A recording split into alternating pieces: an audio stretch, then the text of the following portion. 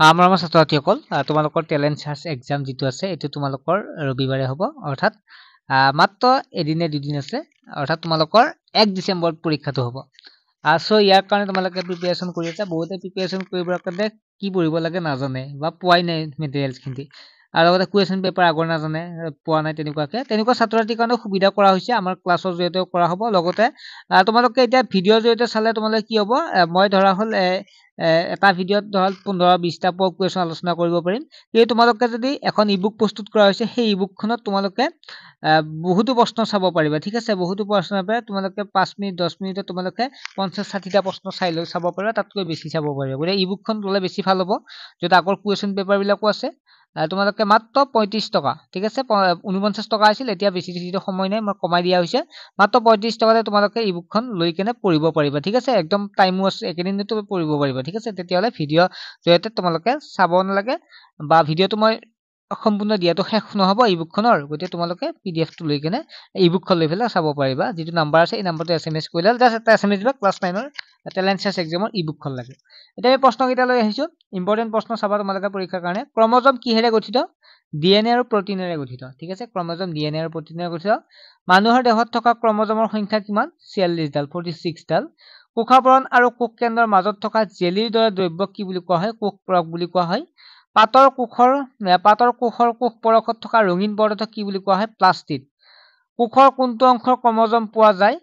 কোষৰ কোষ কেন্দ্ৰ অংশত ক্ৰমজম পোৱা যায় কোষ আৱিষ্কাৰকাৰী বিজ্ঞানীগৰাকী কোন হৈছে ৰবাৰ্ট হুক কোষাবৰণ আৰু কোষ কেন্দ্ৰৰ মাজত থকা জেলিৰ দৰে দ্ৰব্যক কি কোৱা হয় সাইটোপ্লাজম বুলি কোৱা হয় কোষ পৰকত থকা খালী ঠাই বিশিষ্ট গঠনক কি কোৱা হয় ৰসধানী বুলি কোৱা হয় পাতৰ কোষ পৰকত থকা ৰঙীন পদাৰ্থ কি কোৱা হয় প্লাষ্টিড ঠিক আছে মনত ৰাখিবা এনেকুৱা প্ৰশ্ন ইম্পৰ্টেণ্ট ক্ৰমজমৰ কাম কি ক্ৰমজম বংশানুক্ৰমৰ আধাৰ জিন কঢ়িয়াই আৰু বংশানুক্ৰমে পোৱা গুণবোৰ পিতৃ মাতৃৰ পৰা সন্ততিলৈ সতি সন্ততিলৈকে স্থানান্তৰিত সহায় কৰে মই ইমান বিশ্লেষণ নকৰো যিটো পৰীক্ষালৈ বেছি দিন নাই কোষৰ কোনটো অংশত কোষাংগবোৰ থাকে কোষৰ কোষ পৰকত বা সাইটোপ্লাজমত কোষক নামৰ অংশত কোষাংগবোৰ থাকে স্নায়ু কোষে কি কৰে স্নায়ু কোষে হৈছে বাৰ্তা সংগ্ৰহ কৰি পঠিয়াই দেহৰ বিভিন্ন অংশৰ নিয়ন্ত্ৰণ আৰু যোগাযোগ ৰক্ষাত কৰাত সহায় কৰে আমাৰ মুখৰ ভিতৰৰ বেৰখন কি কলাৰে গঠিত সৰল ছটিয়া আচ্ছাদক কলাৰে গঠিত পেশী আৰু অস্থিক কি কলাই সংযোগ কৰে টেণ্ডন সংযোগ কলাই পেশী আৰু অস্থিক সংযোগ কৰে উদ্ভিদত কি কলাৰে খাদ্য পৰিবহন কৰে উদ্ভিদত ফ্লোৰেম কলাৰে খাদ্য পৰিবহন কৰে আমাৰ দেহত চৰ্বি থকা সংযোজক কলাবিধৰ নাম কি আমাৰ দেহত চৰ্বি থকা সংযোজক কলাবিধৰ নাম হৈছে মেদ কলা জুলীয়া আধাৰ দ্ৰব্য থকা সংযোজক কলাবিধৰ নাম কি জুলীয়া আধাৰ দ্ৰব্য থকা সংযোজক কলাবিধৰ নাম তেজ মস্তিষ্কত কি কলা থাকে মস্তিষ্ক স্নায়ু কলা থাকে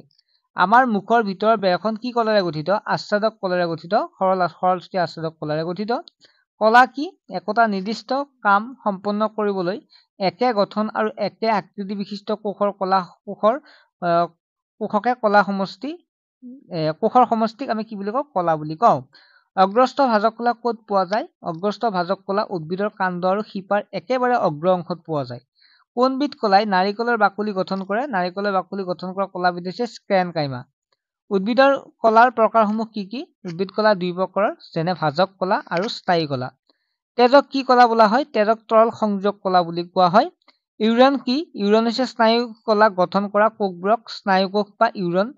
নিউৰন ঠিক আছে নিউৰন বোলে ছাত্ৰ ছাত্ৰীসকল 26টা কুৱেশ্যনে আলোচনা কৰিলো বাকিবিলাক তোমালোকে ইবুকত পাই যাবা সম্পূৰ্ণ পাই যাবা বাকি সাবজেক্ট বিলাকো পাই যাবা ঠিক আছে মোৰ মতে তোমালোকে একেনে ভিডিঅ' চোৱাতকৈ ক্লাছত জইন হ'লে বেছি ভাল মানে ইবুকখন ল'লে বেছি ভাল হ'ব